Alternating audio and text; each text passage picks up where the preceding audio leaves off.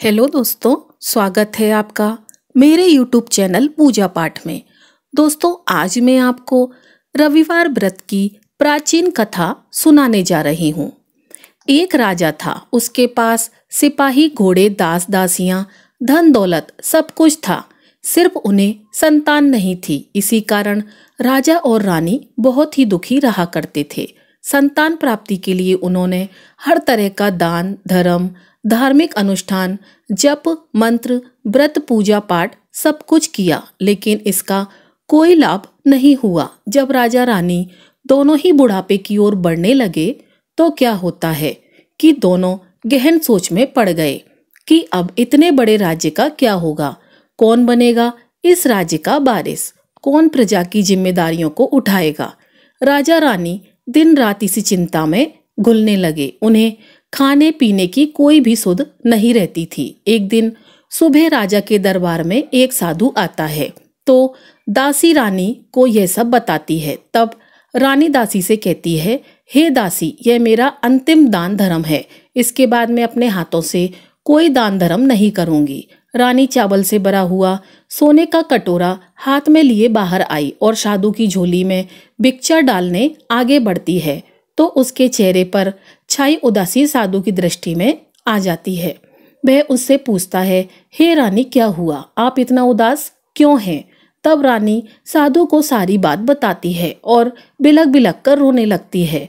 रानी को यूं रोता हुआ देखकर साधु कुछ गंभीर हो जाता है और कहता है, हे रानी, आप चिंता मत करिए, आपकी संतान की इच्छा अवश्य ही पूर्ण होगी। आपकी कोख से एक पुत्र जन्म लेगा, किंतु मात्र वह 16 साल तक ही आप लोगों को मिलेगा। इसके आगे वह इस मृत्युलोक में नहीं रह पाएगा।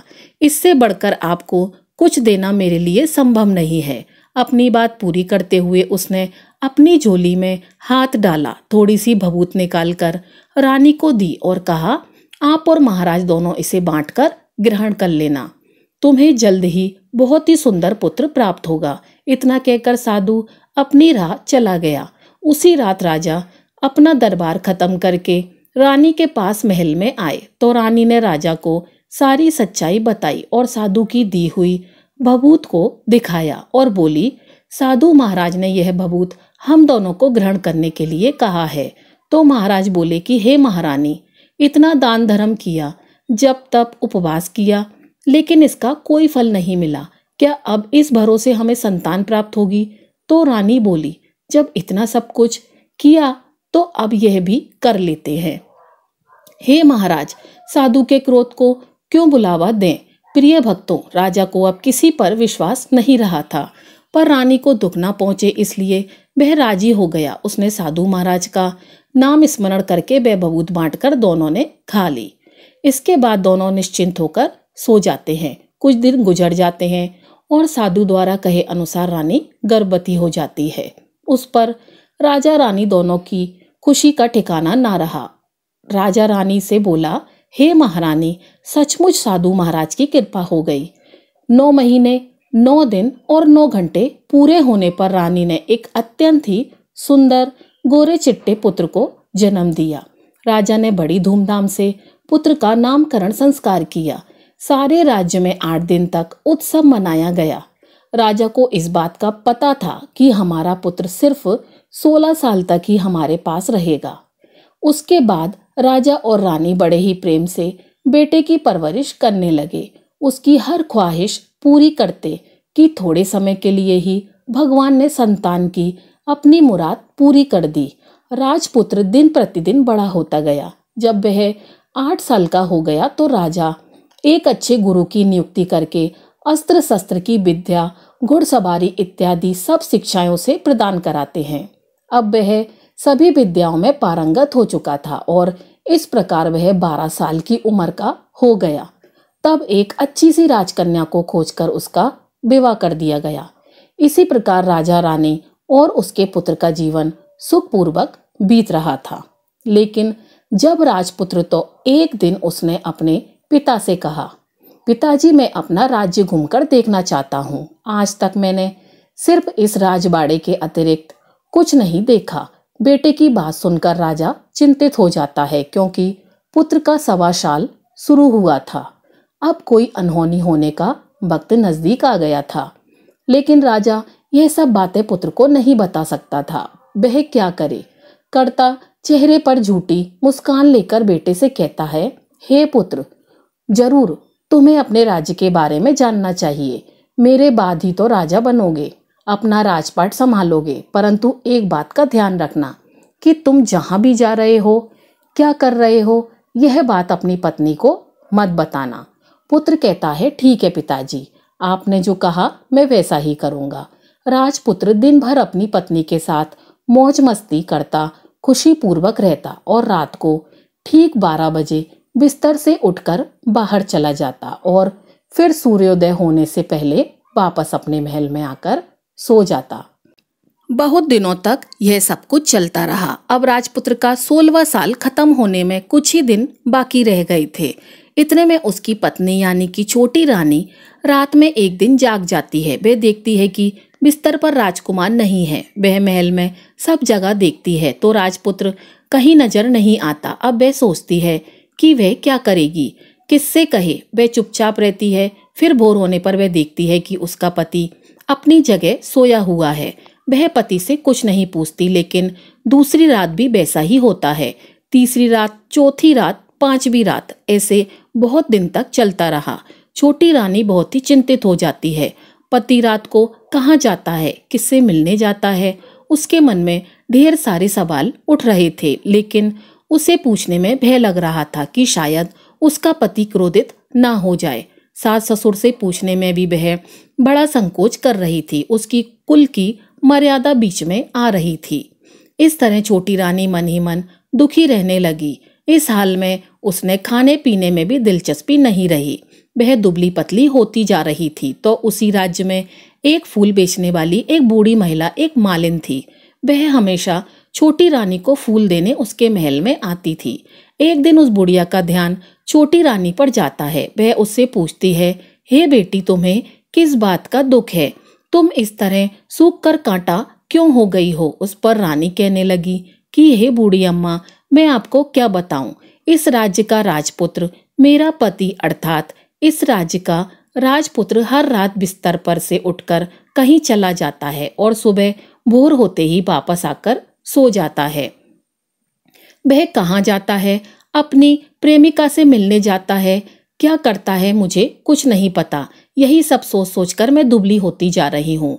मैंने खाना पीना ग्रहण नहीं कर पाती। प्रिय भक्तों, वह बुढ़िया उसे एक उपाय बताती है। कहती है, बेटी ऐसा करना कि आज रात तुम सोना मत। तुम्हारा पति जब उठकर कहीं जाए तो उसके पीछे जाकर देखना कि वह कहाँ जाता है, क्या करता है। उसके अच्छी तरह से पहरेदारी करना। छोटी रानी ने कहा, हे अम्मा, पर मुझे नींद आ गई। तो वह मालिन कहती है, देखो एक काम करना, अपने दाहिने हाथ की उंगली में एक छोटा सा घाव लगा देना, उस पर थोड़ी सी मिर्च छिड़क देना, तुम्हें जलन के मारे नींद नहीं आएगी।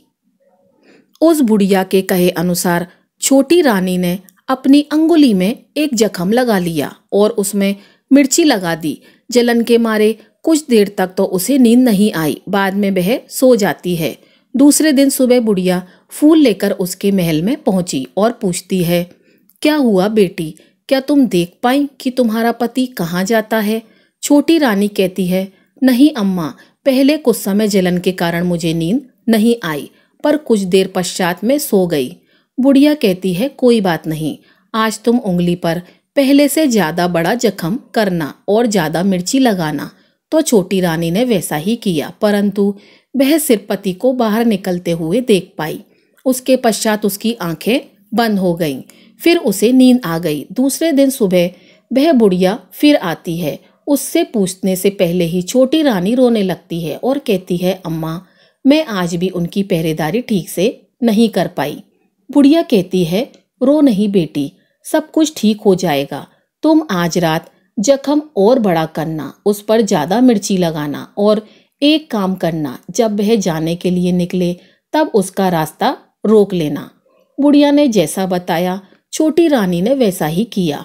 आज रात उसे नींद नहीं आई। पति जब रात को महल से निकलने के लिए चलने लगा तो वह बुढ़िया ने जैसा बताया उसने वैसा ही किया। दौड़कर जाकर पति का रास्ता रोकती है और कहती है, आप कहाँ जा रहे हो? किससे मिलने जा रहे हो? मुझे बताओ। राजपुत्र उसे समझाने की बहुत कोशिश करता है कि देखो, अगर मैंने तुम्हें यह बात बता दी तो मैं तुम्हें दोबारा नहीं मिल पाऊंगा। छोटी रानी कहती है, कोई बात नहीं, ना मिल पाओ, लेकिन आप रात के समय कहाँ जाते हो यह मुझे बता दो। राजपुत्र निरुत्तर हो जाता है और अपनी पत्नी की जिद के आगे उसकी एक नहीं चल पाती। ठीक उसी समय उसका 16वां साल खत्म होने वाला था और 17वां साल लगने वाला होता है। अब वह राजकुमार कुछ सोचता है और कुछ चावल मंत्रों से सिद्ध करके अपनी पत्नी को देकर कहता है, इन चावलों को दोनों हाथों में मुट्ठी में पकड़ना। पहले दाएं हाथ में पकड़े चावल से मेरे ऊपर फेंकना, मैं कौन हूं तुम्हें पता चल जाएगा। बाद में बाएं हाथ में पकड़े चावल मेरे ऊपर फेंकना, मैं जैसा था तुम्हें वैसा मिल जाऊंगा। लेकिन यदि तुम बाएं हाथ के चावल मेरे ऊपर फेंकना भूल गई तो मैं तुम्हें कभी नहीं मिल पाऊंगा। छोटी रानी ने कहा, नहीं भूलूंगी।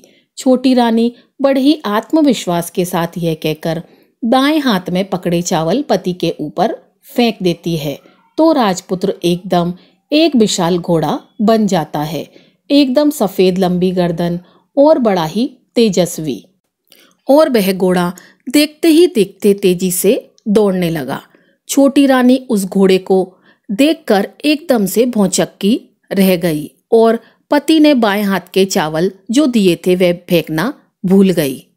उसकी आंखों के सामने घोड़ा महल से बाहर निकलकर चला जाता है। घोड़ा जब महल से बाहर जाता है तो वापस नहीं आता।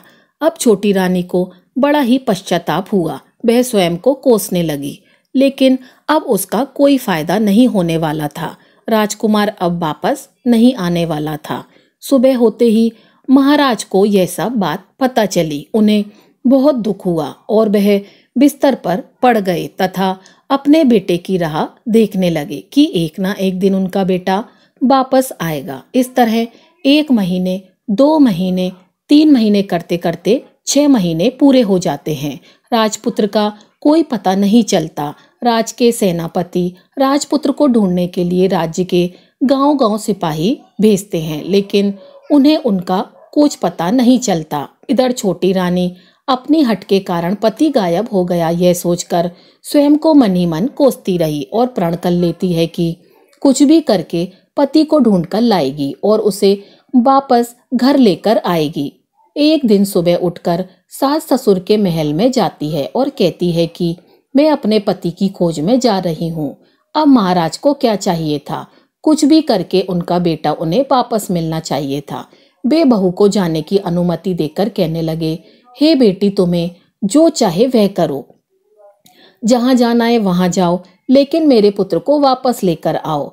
अब छोटी रानी अपने शाही भेष बदलकर एक सेठानी बन जाती है।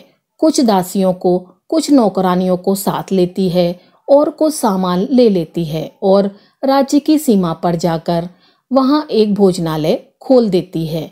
वहां आने जाने वाले यात्रियों को भोजन मुफ्त में खिलाती है और मात्र एक शर्त रखती है कि खाने वाले को उसकी देखी हुई कोई अजीब चीज, नई चीज मालकिन को यानी कि राजकन्या को बतानी पड़ेगी, तो वहां आने वाले हर नागरिकों को मुफ्त में भोजन दिया जाएगा। इस तरह छोटी रानी राहगीरों को उनके बताए गए बातों के अनुसार मुफ्त में खाना खिलाती रही, परंतु रानी को जो बात चाहिए थी अब तक वह नहीं मिली थी। ऐसे ही कुछ दिन बीत गए। रानी के महल में फूल लेकर आने वाली बुढ़िया की एक बेटा और बहू थी। उसका एक छोटा सा यानी बुढ़िया का एक पोता था। उस बुढ़िया के बेटा और बहू सुबह काम के लिए निकलते थे और पोते को संभालने की जिम्मेदारी बुढ़िया पर रहती थी। बुढ़िया दिन भर पोते को संभालती थी। बुढ़िया को पान खाने की आदत थी, वह पान के बिना नहीं रह पाती थी। ऐसे ही एक दिन बुढ़िया को पान खाने के लिए चूना चाहिए था। वह उसे तैयार करने के लिए सीप लेकर आई। इन सीपियों को भूनने के लिए गोबर के कंडे चाहिए थे। कंडे इकट्ठा करने के लिए वह बांस की टोकरी लेकर चरवाहे के मैदान में गई, जहां बहुत सारे कंडे थे। उन्हें जमा करते करते उसे घर आने में अंधेरा हो गया। इस ओर शाम होते ही काम से वापस आकर बेटा और बहू घर पहुंचे तो देखा कि बच्चा घर पर अकेला है और बहुत रो रहा है। वह दोनों गुस्से से लाल पीले हो गए और इसी बीच वह मालिन बुढ़िया घर आ पहुंची। बेटे ने पूछा, पोते को घर पर अकेला छोड़कर माँ तुम कहाँ गई थी? बुढ़िया बताने लगी, बेटा मैं गोबर के कंडे इकट्ठा करने गई थी। इस पर बेटे ने कहा, माँ दोबारा बच्चे को अकेला घर पर छोड़कर यदि कहीं गई तो मैं तुम्हें बहुत पीटूंगा। बुढ़िया कहने लगी, नहीं बेटा फिर कभी ऐसा नहीं करूंगी। लेकिन दूसरे ही दिन बुढ़िया यह बात भूल गई और चरवाहे के मैदान पर कंडे इकट्ठा करने चली गई। शाम को जब बेटा और बहू काम से वापस लौटे तो देखा कि बच्चा घर पर अकेला है और जोर जोर से रो रहा है। अब उसके बेटे की सहन शक्ति खत्म हो गई और बूढ़ी के घर वापस आने पर उसे घर से निकाल दिया। बुढ़िया रात भर घर से बाहर अंधेरे में बैठी रही और सुबह होते ही हाथ में टोकरी लेकर कंडे इकट्ठा करने के लिए निकल गई। उस दिन उस पर कंडे इकट्ठा करने का मानो पागलपन सवार हो गया था। कंडे इकट्ठा करते करते अंधेरा हो गया। उसे मालूम ही नहीं चला। जब उसे ध्यान आया तो गांव का रास्ता भी ठीक ठीक दिखाई नहीं दे रहा था। वह अंधेरे में आंखें फाड़ फाड़ कर देखती और किसी तरह आगे निकलने लगी तो उसने देखा कि एक कपिला गाय छन छन की आवाज करते हुए गले में घंटी बजाते हुए उस मैदान पर आई। उसे देखकर बुढ़िया सोचने लगी कि इस गाय के पीछे पीछे जाऊंगी तो गांव तक पहुंच जाऊंगी। तब बुढ़िया उसके पीछे पीछे जाने लगी। वह गाय उस मैदान से लेकर एक एक करके 6 मैदान पार करती है और आखिर में वह 7वें मैदान तक पहुंचती है। तो वहां क्या होता है कि उस मैदान में एक बड़ा सा पत्थर था। गाय जाकर उस पत्थर को अपने सींग से मारती है। जब गाय ने सींग मारा तो वह पत्थर दूर हट गया और पाताल में नीचे जाने के लिए सीढ़ियां दिखाई देने लगी। तब वह गाय उन सीढ़ियों से नीचे जाने लगी। वह मालिन बुढ़िया यह सब देख रही थी और झट से गाय की पूंछ को पकड़ लिया। प्रिय भक्तों, वह गाय के साथ नीचे पाताल में पहुंच गई और तुरंत ही गाय की पूंछ छोड़ दी और इधर उधर देखने लगी। उसने देखा कि वहां बहुत सारे दीपक जल रहे हैं, तेज रोशनी है। जब उसकी नजर गाय के ऊपर पड़ती है तो वहां एक अद्भुत घटना घटती है। गाय के गले में अपने आप सांकल पड़ गई। छम करके कोई दुधारी गाय का दूध धोने लगा, लेकिन कोई भी वहां नजर नहीं आ रहा था। बुढ़िया बहुत ही घबरा गई कि कहाँ आकर फंस गई। वह सोचने लगी और वहां छिपने के लिए एक जगह ढूंढने लगी, लेकिन उसे कहीं जगह नहीं मिली।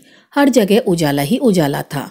तो वह एक कोने में खड़ी हो गई और जो कुछ सामने हो रहा था उसे चुपचाप देखने लगी। उसने देखा कि वहां एक उम्दा सफेद घोड़ा और 2 कुंड थे।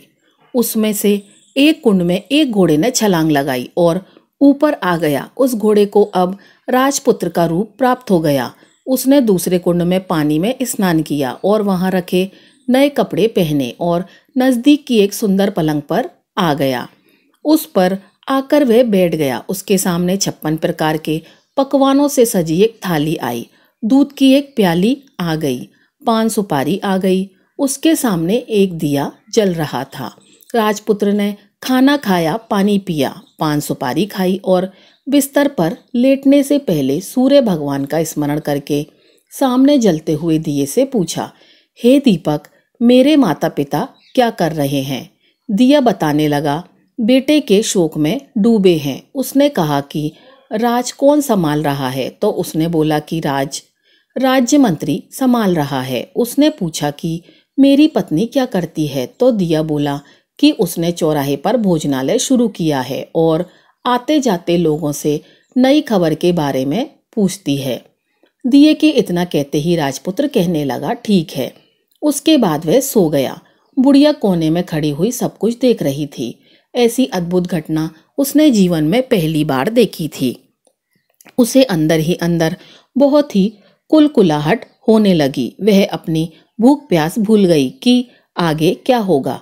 इस उत्सुकता से वह देखने लगती है, लेकिन उसके बाद कुछ घटनाएं नहीं घटती। रात गुजर गई और सुबह हो गई। पलंग पर सोया हुआ राजपुत्र उठा और फिर से पहले वाले कुंड में छलांग लगाई तो अब वह फिर से घोड़ा बनकर कुंड से बाहर आ गया। तेजी से उस पाताल नगरी से बाहर निकल गया, लेकिन कहाँ गया बुढ़िया को कुछ नहीं पता चला। इसके बाद पिछली रात की तरह कोई उस गाय को छमछम करके दूध दोहने लगा। जैसे ही दूध दोहना खत्म हुआ, उसके गले की सांकल अपने आप खुल गई और वह गाय तेजी से ऊपर जाने लगी, सीढ़ी की ओर भागने लगी।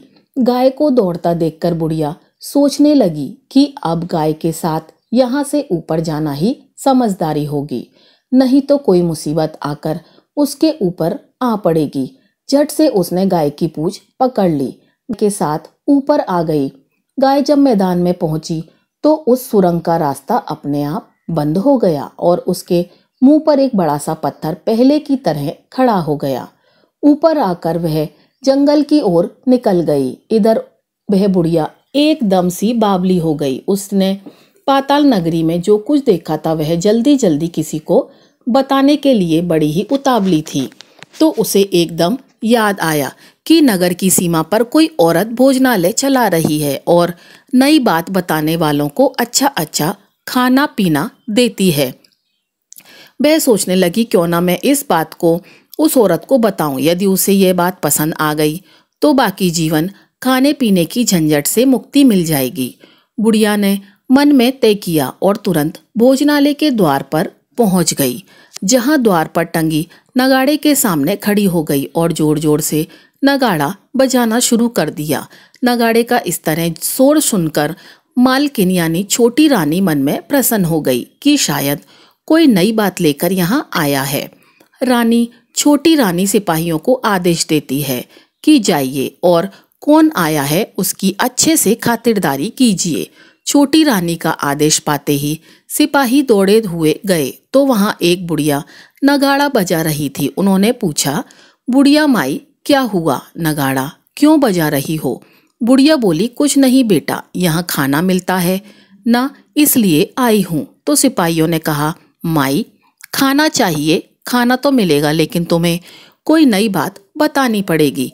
बुढ़िया ने कहा, हाँ बताऊंगी। एक बात मालूम है मुझे। इस पर सिपाही उसे अंदर लेकर आए और मालकिन के आदेश के अनुसार बहुत सेवा सत्कार किया गया। बड़ी से बड़ी सुंदर थाली में सुंदर सुंदर पकवान व्यंजन परोसे गए।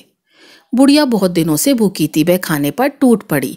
खाना खाने के बाद सिपाही ने उसे नई साड़ी पहनने को दी। उसके बाद उसे लेकर रानी के पास आए। बुढ़िया और छोटी रानी ने तुरंत एक दूसरे को पहचान लिया। तब छोटी रानी ने बुढ़िया से कहा, अम्मा अब बताओ तुमने क्या नई बात देखी? बुढ़िया ने कहा, नई बात मैंने कोई नई बात नहीं देखी। मेरे पास तो तुम्हें देने के लिए खाने के पैसे नहीं थे, इसलिए मैंने झूठ कहा और नगाड़ा बजाया। रानी ने कहा, अम्मा घबराना नहीं, मैं किसी को तुम्हारा नाम नहीं बताऊंगी। फिर भी बुढ़िया ने कहा, मेरे पास कोई नई बात नहीं है। इस पर रानी ने उससे कहा, देखो अम्मा, तुमने मुझे वह नई बात बताई तो जिंदगी भर तुम्हारी देखभाल मैं करूंगी, तुम्हें राजमाता की तरह रखूंगी। अब बुढ़िया बताने के लिए तैयार हो गई। उसने जो कुछ भी चारागाह वाले मैदान में देखा था सब कुछ सच सच छोटी रानी को बता दिया। बुढ़िया की बातें सुनकर छोटी रानी को यकीन हो गया कि वह राजपुत्र उसी का पति है। वह तुरंत बुढ़िया से कहने लगी, हे अम्मा मुझे उस जगह पर ले चलो। तब बुढ़िया बोली, नहीं बेटी, वह पाताल लोक है, वहाँ सांप आदि रहते हैं, तुम्हें देख लिया तो तुम्हारी जान खतरे में पड़ सकती है। लेकिन छोटी रानी उसकी एक भी बात नहीं सुनती, उसे उस जगह ले जाने के लिए हट करने लगती है। आखिर में बुढ़िया ने उसका कहना मान लिया और कहने लगी, ठीक है मैं तुम्हें वहाँ ले जा सकती हूँ, पर आज नहीं कल वहाँ जाना। दूसरे दिन दोपहर को रानी बुढ़िया के साथ उस मैदान पर गई और एक जगह छुपकर गाय के आने की राह देखने लगी। दिन ढलते ही अंधेरा गिरने लगा और गाय हमेशा की तरह वहां मैदान में आ गई और उस कोने में जाकर उसने पत्थर पर सींग मारा तो छत से पत्थर हट गया। सुरंग में जाने के लिए रास्ता खुल गया। गाय उस रास्ते से नीचे उतरने लगी तो बुढ़िया छोटी रानी से कहने लगी कि हे बेटी, आगे बढ़ो, हम गाय की पूंछ पकड़कर नीचे उतरेंगे। तो दोनों गाय की पूंछ पकड़कर नीचे उतर गए। बुढ़िया पहले जिस कोने में छिपी थी उसी कोने में छिप गई। अब नीचे सब कुछ पहले जैसा घटित हो रहा था। गाय के गले में अपने आप सांकल पड़ गई। कोई अदृश्य रूप से उसका दूध दोहने लगा। एक सफेद घोड़ा आकर एक कुंड में छलांग लगाई तो राजपुत्र के रूप में ऊपर आया। वह राजपुत्र दूसरे कुंड में नहाने लगा। बाद में उसके सामने खाने की थाली आई, दूध की प्याली आई और पान का बीड़ा आ गया। राजपुत्र सब ग्रहण करके सोने के लिए पलंग पर चला गया। सोने से पहले सूर्य देव का स्मरण करके वह दिए से पूछने लगा, दीपक, मेरे माता पिता क्या कर रहे हैं? तो दिया कुछ जवाब नहीं देता, बल्कि वह बुझने लगता है। तब राजपुत्र को कुछ घटित हुआ है इसका संदेह होने लगता है। फिर वह शांत हो जाता है और जो कुछ हुआ है हो जाने दो ऐसा सोचकर वह बिस्तर पर लेट गया। अब रानी का संयम टूट गया। वह दौड़कर अपने पति के पास आई। वह दौड़कर अपने पति के पास आती है और उसके पैर पकड़ने के लिए आगे बढ़ती है। तब राजपुत्र तुरंत ही पत्नी को पहचान गया और झट से पीछे हट गया। चिल्लाने लगा कि नहीं नहीं, मुझे मत छूना, सर्वनाश हो जाएगा। रानी दोनों हाथ जोड़कर पति से अपनी भूल को स्वीकार करने लगी कि स्वामी, मुझसे भूल हो गई। मुझे आपसे नहीं पूछना चाहिए था कि आप रात को कहाँ जाते हो। मैं अपनी भूल स्वीकार करती हूँ। मुझे मेरी भूल की सजा मिल गई है। अब आप घर चलो। आपके वियोग में आपके माता पिता ने बिस्तर पकड़ लिए हैं। आपकी प्रजा बहुत दुखी है। इस पर राजपुत्र कहने लगा, वही तो एक बार तुम गलती कर बैठी हो, अब दोबारा मत करना, नहीं तो मैं तुम्हें जो दिख रहा हूँ वह भी दिखाई नहीं दूंगा। अब रानी बिलाप करके जोर जोर से जमीन पर सिर पटकने लगी। राजपुत्र के मन में उसके प्रति दया उत्पन्न हो गई। वह उससे कहने लगा, यदि तुम मुझे पाना चाहती हो तो तुम्हें एक काम करना होगा। काम कठिन है, लेकिन वह तुम्हें अकेले ही करना होगा। रानी ने कहा, कहो स्वामी, कितना भी कठिन काम हो मैं पूर्ण करूंगी। इस पर राजपुत्र ने कहा कि इस पाताल से ऊपर जाते ही तुम्हें एक घना जंगल नजर आएगा। ऐसे 6 जंगल पार करने के पश्चात तुम्हें एक 7वां जंगल मिलेगा। वह जंगल सबसे घना है। उस जंगल के बीचों बीच एक पीपल का पेड़ है। उसके आसपास की जगह पत्ते, फंदे, जटाएं आदि से ढक चुके हैं। वहां बाघ, शेर, सांप, भालू बैठे हैं। तुम्हें उन सबको भगाकर वह जगह साफ करनी है। उसको गोबर से लीपना है और पवित्र बनाना है। रंगोली से सजाना है। उसके बाद वहां धूप कपूर जलानी है। फूल और कुमकुम से पेड़ की पूजा करनी है। दूध और दही से बने चावल का भोग लगाना है। यह सब तुम्हें दोपहर को 12 बजे से पहले करना है। 12 बजने के समय तुम्हें उस जगह पर बैठकर सूर्य भगवान का ध्यान करना है। ठीक 12 बजे सूर्य भगवान का रथ वहां उतरेगा। वे सब देखकर खुश हो जाएंगे और कहेंगे कि जिस किसी ने भी यह सब किया है उसे मैं मनचाहा फल दूंगा। तो तुम सामने जाकर उनके रथ का दाहिना घोड़ा मांगना, मैं तुम्हें मिल जाऊंगा। इतनी बात कहकर राजपुत्र अपने पलंग पर सो गया। छोटी रानी रात भर वहीं रही और सुबह होते ही बुढ़िया के साथ गाय की पूंछ पकड़ के ऊपर आने के बाद बुढ़िया से कहने लगी, अम्मा, अब मैं अकेले ही आगे जाऊंगी, तुम भोजनालय वापस जाओ। वह जंगल में जाकर राजपुत्र के कहे अनुसार जंगल को साफ करती है। इसके बाद राजपुत्र ने जैसा बताया था उसे वैसे लिपाई करके वापस आ गई। दूसरे दिन सुबह होने से पहले उठी और जंगल में उसी जगह पहुंची जहां इत्र गुलाब का पानी छिड़क कर वह जंगल सुगंधित किया। धूप अगरबत्ती जलाकर उसे पवित्र किया और पूजा की। सब सामग्री वहां तैयार रखकर सूर्य भगवान का ध्यान कर कर वह बैठ गई। जैसा कि पति ने बताया था, दोपहर को ठीक 12 बजे सूर्य भगवान का रथ उसी पीपल के पेड़ पर आकर रुका। सूर्य भगवान ने जब रथ के नीचे देखा तो सुगंधित वातावरण देखकर वे बहुत ही प्रसन्न हो गए। फिर वे बोले कि जिस किसी ने यह काम किया मैं उसे मनचाहा वरदान दूंगा। यह सुनकर वह दौड़कर उनके सामने आ गई। उनको साष्टांग नमस्कार करके बोली, भगवान वह मैं ही हूँ, मैंने इस जगह को साफ किया है। तब सूर्य भगवान ने कहा, अच्छा तो तुम्हें जो चाहिए वह मांगो। उसने कहा, भगवान मुझे आपके रथ का दाहिना घोड़ा चाहिए। सूर्य भगवान बोले, नहीं नहीं, मैं तुम्हें और कुछ भी दे सकता हूँ, लेकिन यह घोड़ा नहीं दे सकता। मेरे रथ के 12 घोड़े हैं, तुम चाहो तो कोई और घोड़ा मांग लो, लेकिन यह दाहिना घोड़ा नहीं, वह मैं तुम्हें नहीं दे सकता। छोटी रानी ने एक नहीं सुनी। वह सूर्यदेव से एक ही बात की रट लगाती रही कि उसे दाहिना घोड़ा दे दीजिए, नहीं तो मैं आपके पैरों में गिरकर अपनी जान दे दूंगी। अब सूर्य धर्म संकट में पड़ गए। उन्होंने वचन दे दिया था, अब अपने वचन से पलट भी नहीं सकते थे। तब सूर्य भगवान ने बोला, मैंने तुम्हें घोड़ा दे दिया, लेकिन घोड़ा तो दे दिया पर तुम्हें वहां नहीं मिलेगा, तुम्हें उसे पाताल लोक में जाकर लाना होगा। रानी बोली, पाताल लोक में ही क्यों भगवान, मैं उन्हें पाने के लिए कहीं भी जा सकती हूँ। रानी को वचन देकर भगवान सूर्यदेव अंतर्ध्यान हो गए और अपने मार्ग पर चले गए। इधर रानी जंगल से अपने भोजनालय में गई, फिर बुढ़िया को साथ लेकर उस मैदान में गई और जल्दी ही शाम हो गई। शाम होते ही वहां एक गाय आई। उसने सींग मारकर सुरंग का पत्थर हटाया, नीचे उतरने लगी। रानी और बुढ़िया जल्दी जल्दी उसकी पूंछ पकड़कर नीचे उतर गईं। पाताल में सब घटनाएं पहले की तरह ही घटने लगी। घोड़े का एक कुंड में नहाकर राजपुत्र बन जाना, नहा धोकर पलंग पर जाकर बैठना, उसे खाने की थाली, दूध प्याली, पान का बीड़ा आना। लेकिन आज एक नई बात घटी। आज 2-2 थाली, 2-2 दूध की प्याली और 2-2 पान के बीड़े उनके सामने आए।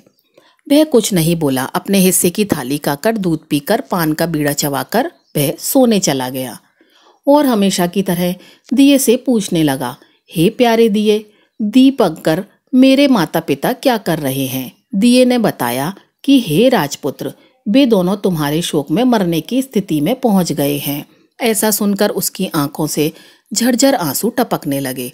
फिर वह पूछने लगा, हे दीपक, मेरा राज्य कैसा चल रहा है? दिए ने कहा, राजपुत्र, तुम्हारा राज्य प्रधानमंत्री चला रहा है और वह सब कुछ हड़प चुका है। वह प्रजा पर बहुत ही अत्याचार कर रहा है। यह सुनकर राजपुत्र को बड़ा ही क्रोध आया। वह क्रोध से तमतमा गया, अपनी मुट्ठी भींचने लगा। अब उसने दिए से पूछा, दीपंकर, मेरी पत्नी क्या कर रही है? अब दिया कुछ नहीं बोला और चुप रह गया। तब फिर छोटी रानी का संयम जवाब दे गया। दौड़कर पति के गले लग गई और फिर अपने पति राजपुत्र से फूट फूट कर रोने लगी और कहने लगी, हे स्वामी, अब आप हमें वचन दीजिए कि आप फिर से घोड़ा तो नहीं बनेंगे। तो राजपुत्र ने वचन दिया, प्रिय, मैं दोबारा घोड़ा नहीं बनूंगा। तुमने जो इतने सारे कष्ट उठाए मुझे पाने के लिए, सूर्यदेव ने तुम्हें सौदा किया और तुमने मुझे घोड़े के जन्म से मुक्ति दिलाई है। उसके बाद दोनों पति पत्नी और वह बुढ़िया उस गाय की पूंछ पकड़कर पाताल लोक से सीधे बाहर आए। भोजनालय में पहुंचकर उन्होंने सारा सामान लोगों में बराबर बराबर बांट दिया और फिर उसके बाद अपने राज्य को लौट गए। राजपुत्र वापस आता है और उसके तेवर देखकर जो प्रधानमंत्री होता है वह घबरा जाता है। राजपुत्र ने उसे बंदी बनाने का आदेश दे दिया और उसे कैद खाने में डलवा दिया और राज की बागडोर अपने हाथों में ले ली। इसके बाद वह अपने माता पिता से मिलने के लिए महल में गया। तब राजपुत्र वहां पहुंचकर क्या देखता है कि उसके माता पिता उसके शोक में अस्थि पंजर बन गए हैं। पुत्र को वापस आया देखकर मरणासन राजा रानी की आंखों से टप टप आंसू की धाराएं बहने लगती हैं। उन दोनों ने पुत्र को गले लगा लिया, उसे बड़ा ही प्रेम किया। इतना होने के बाद उनकी सेहत में एकदम सुधार आने लगा। अब वे बिस्तर से उठकर बैठ गए, पुत्र को आशीर्वाद देने लगे। राजपुत्र के आने की खबर तुरंत राज्य में फैल गई। प्रजा खुशी के मारे फूली नहीं समाई। प्रजाजन महल के सामने इकट्ठे हो गए। राजपुत्र ने भी उन्हें दर्शन दिए और आज से उन्हें कोई दुख ना पहुंचेगा ऐसा उन्हें वचन दिया।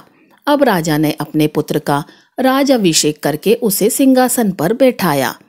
प्रिय भक्तों और अपनी बहू को महारानी का दर्जा दिया और स्वयं अपनी पत्नी के साथ ईश्वर स्मरण करते हुए खुशी से दिन व्यतीत करने लगे। महाराजा बना राजपुत्र अच्छी तरह से राज चलाने लगा। अपनी पत्नी के साथ सुख शांति से जीवन व्यतीत करने लगा। उस बुढ़िया को रानी ने अपने ही पास रखा और उसकी अच्छी तरह से देखभाल करने लगी। बुढ़िया के बुढ़ापे के दिन खुशी से गुजरने लगे। सारी प्रजाजन प्रेम से रहने लगी। तब राजपुत्र ने एक और घोषणा की कि हे प्रिय प्रजाजनों, तुम आज के बाद सूर्य नारायण भगवान का व्रत करो। प्रत्येक रविवार को उन्हें प्रेम पूर्वक अर्घ दो, घर की लिपाई पुताई करो तथा अपने घर में सुख समृद्धि की कामना करो। इससे तुम्हारे घर में धन धान तो आएगा ही, साथ में तुम सब रोग से मुक्त रहोगे। सूर्य भगवान की यह रविवार व्रत कथा संपूर्ण हुई। तो बोलिए सूर्य नारायण भगवान की जय हो। आज की इस कथा कहानी को कहते सुनते हुंकारा भरते सभी भक्तों को भगवान सूर्यदेव का आशीर्वाद तथा सुख समृद्धि शांति और आरोग्य का आशीर्वाद प्राप्त हो। ओम सूर्यदेव नमः। तो दोस्तों, यह थी हमारी आज की वीडियो। अगर आपको वीडियो पसंद आई हो तो वीडियो को लाइक कीजिएगा और चैनल को सब्सक्राइब कीजिएगा। आपका दिन शुभ हो।